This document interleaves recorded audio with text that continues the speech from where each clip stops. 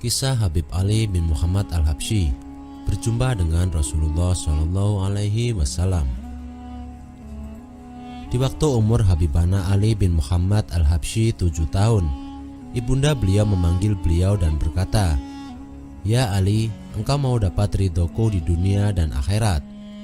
"Iya ya Umi," jawab beliau. "Kalau engkau mau dapat ridho dariku, ada syaratnya," kata ibu Habib Ali. "Apa syaratnya Umi?"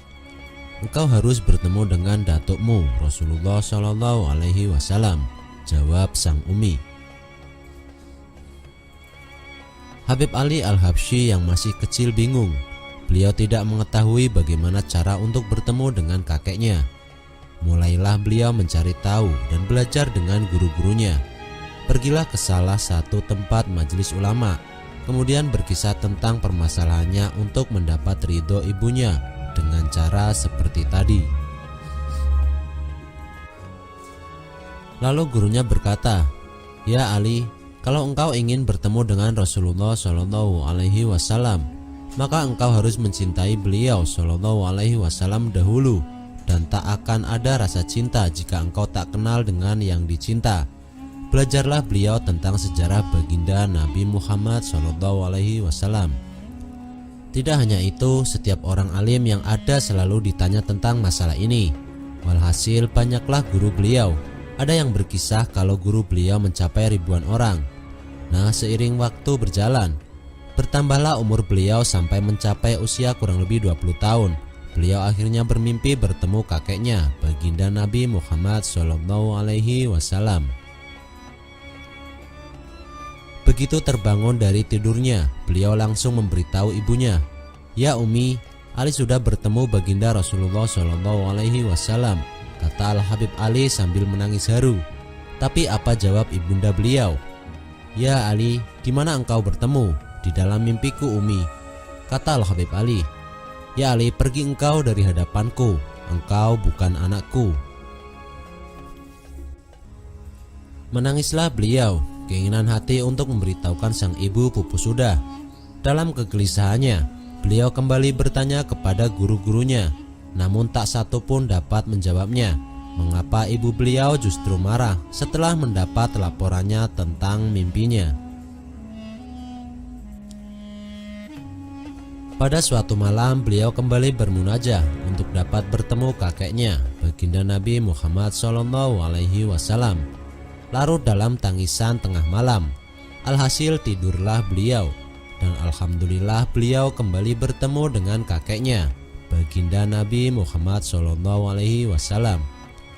"Ya Jidi, ya Rasulullah Shallallahu Alaihi Wasallam, anakmu ini ingin menanyakan tentang perihal Ummi," kata Al-Habib Ali kepada Rasulullah Shallallahu Alaihi Wasallam.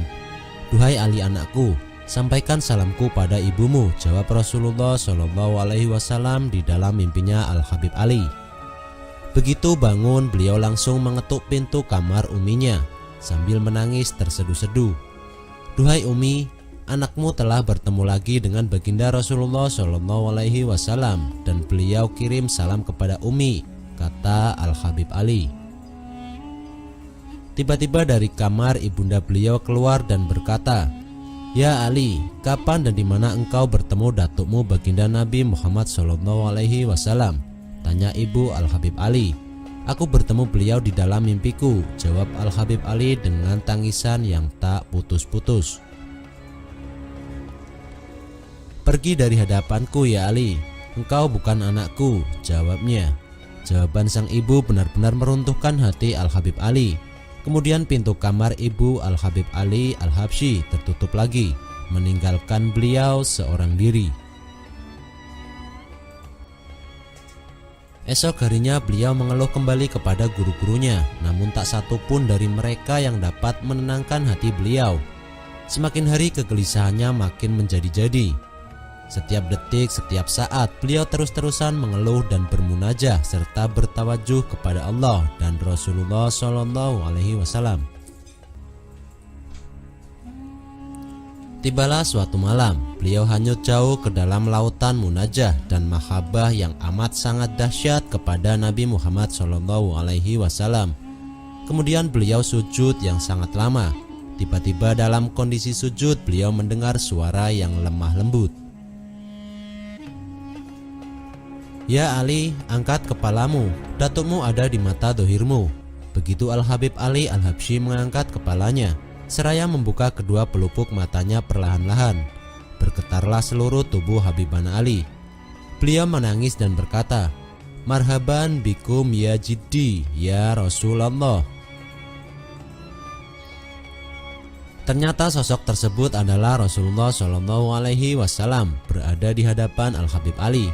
Kemudian Rasulullah Shallallahu Alaihi Wasallam berkata, "Duhai anakku, sampaikan salamku kepada umimu dan katakan kepadanya kalau aku menunggunya di sini." Seolah-olah gempa, bergetar sekujur tubuh Al-Habib Ali Al-Habsyi. Beliau merangkak ke kamar ibundanya. "Ya Umi, aku telah bertemu kembali dengan Rasulullah Shallallahu Alaihi Wasallam dengan mata dohirku, dan beliau menunggu Umi di kamar Ali." Ibunda beliau membuka pintu kamarnya seraya berkata, "Ini baru anakku, engkau telah mendapat ridho dariku." Masya Allah, inilah didikan dari seorang ibu kepada anaknya untuk mencintai Rasulullah Shallallahu Alaihi Wasallam. Semoga kita diberi taufik oleh Allah Subhanahu wa Ta'ala untuk meniru dan mengikutinya.